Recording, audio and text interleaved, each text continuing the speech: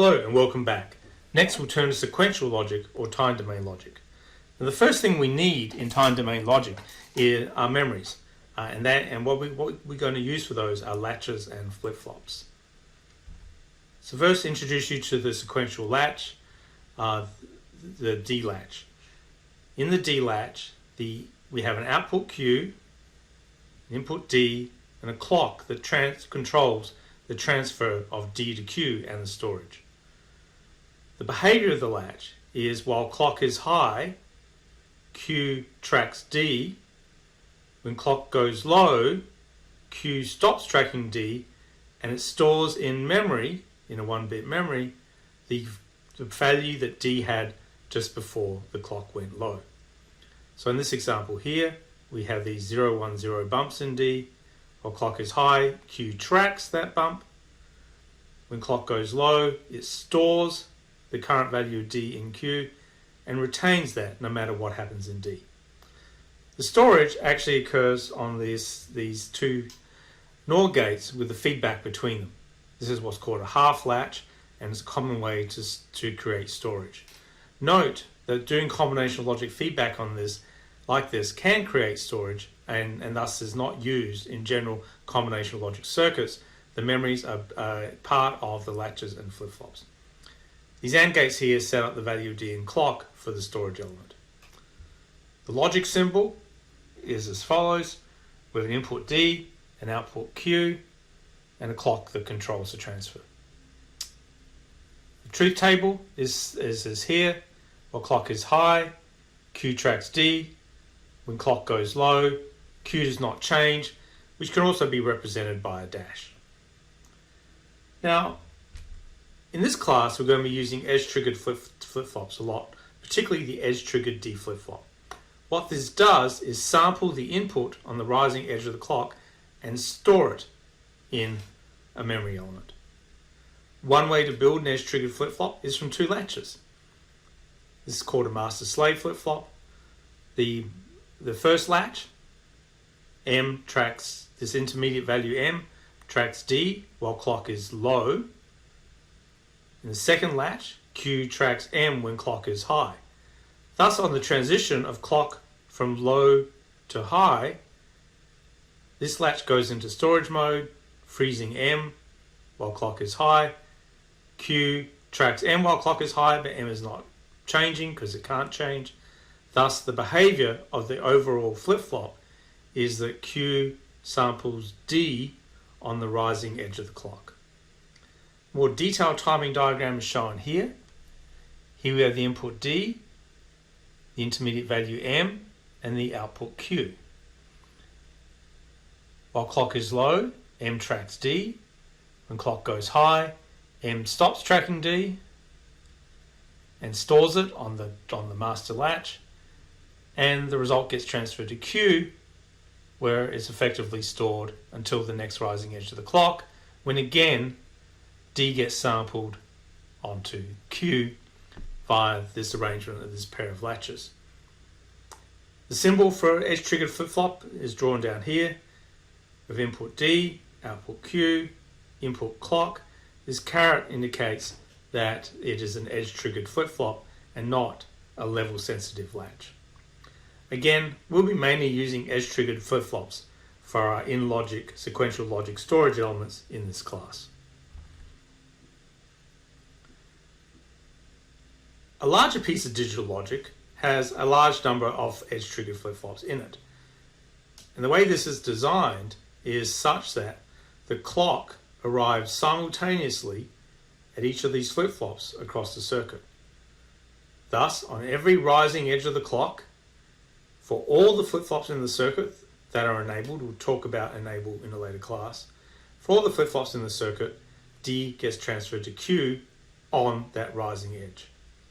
So in this simplified example here, at time T1, before the rising edge, if the D inputs take on these values, then on the rising edge, and just after it, at T2, the outputs take on the input values that existed before the rising edge of the clock. And this happens simultaneously across the entire circuit which might be millions of flip-flops all across the chip. And this is one reason that there's a large amount of parallelism in digital logic. Let's look at a more concrete example with combinational logic in it as well. So here we have a timing diagram showing the behavior of the logic over the clock periods, with particular focus on the clock edges. Again, on each clock edge, Q1 becomes D1, Q2 becomes D2, and so forth. Thus, on the first rising edge of the clock, all of the input values, D1 through D4, get transferred to Q1 to Q4.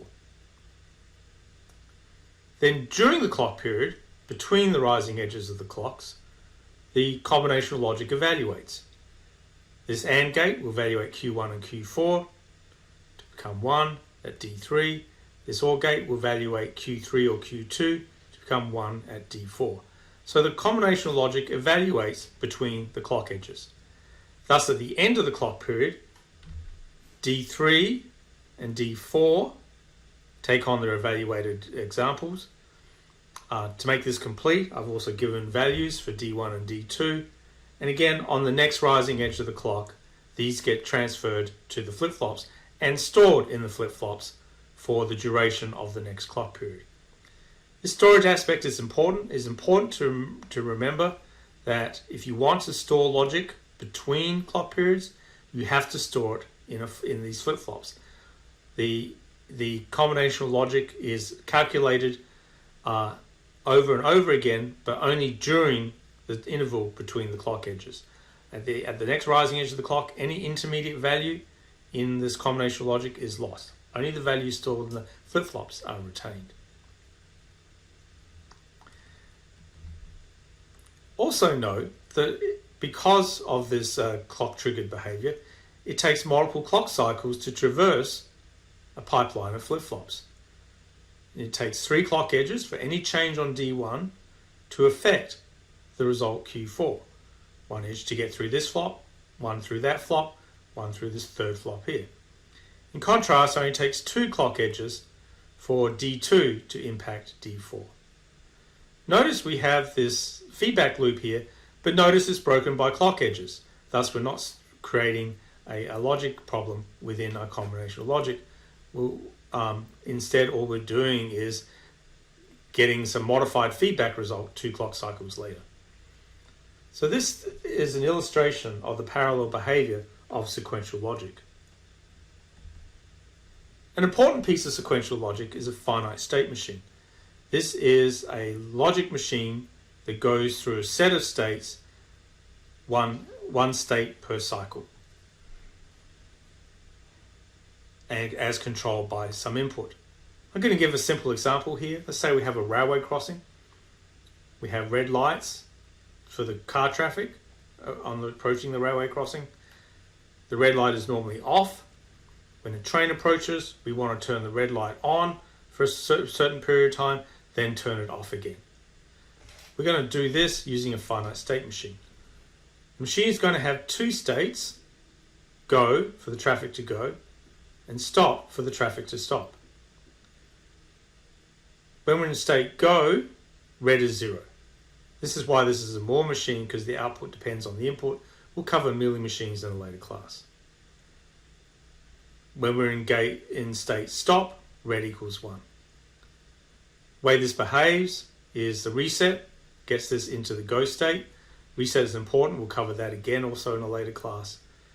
When we're in the go state, we're there for at least 1 clock cycle, and the transitions occur on the clock edges.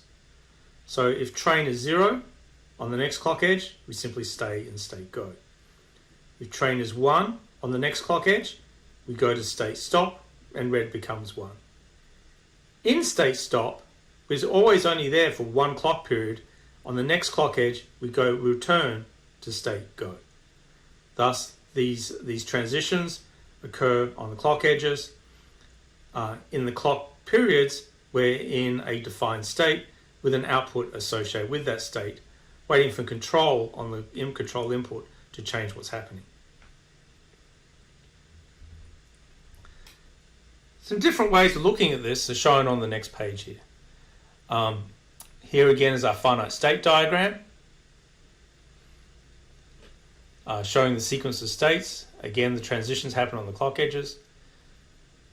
This is the truth table for this finite state diagram. If we're in state go and train is if we're in state go, the output red is 0. If we're in state stop, the output red is 1. If we're in state go and train is 0, the next state is the same state, 0. In contrast, if train is 1, the next state is 1, and thus on the next clock period, we're going to state 1. If we're in state stop, doesn't matter what the input is, on the next state is going to be 0, so the next clock period we return to state 0. The logic to implement any finite state machine is illustrated here in the context of this example. We have a flip-flop storing the state. This is remembered between clock periods. We have logic that calculates the next state using the state as an input and train as an input. We have logic that's calculating the output red with state being its own input. And we have a reset going to this flip-flop. Below we have a timing diagram that illustrates possible timing for this finite state diagram. After the reset goes inactive, here I'm showing the reset active high. After it goes inactive, we go to state 1, a correction to state 0. That is the go state.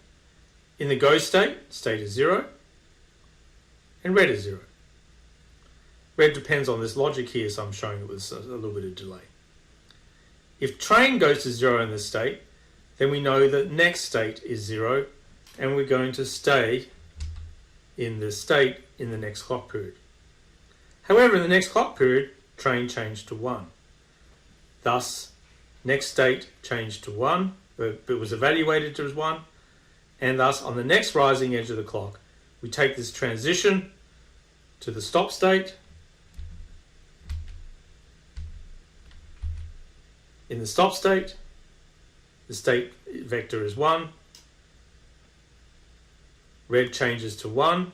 It depends solely on the state vector. There's combinational logic here. We don't care what train is. Just because we're in state 1, the next state is going to be 0 as evaluated by this logic here. Thus, in the next clock cycle, we return to state go or state 0 and so forth. So that's a brief review of sequential logic, latches and flip-flops, and finite state machines. The next section will be on computer arithmetic. See you then. Thank you very much.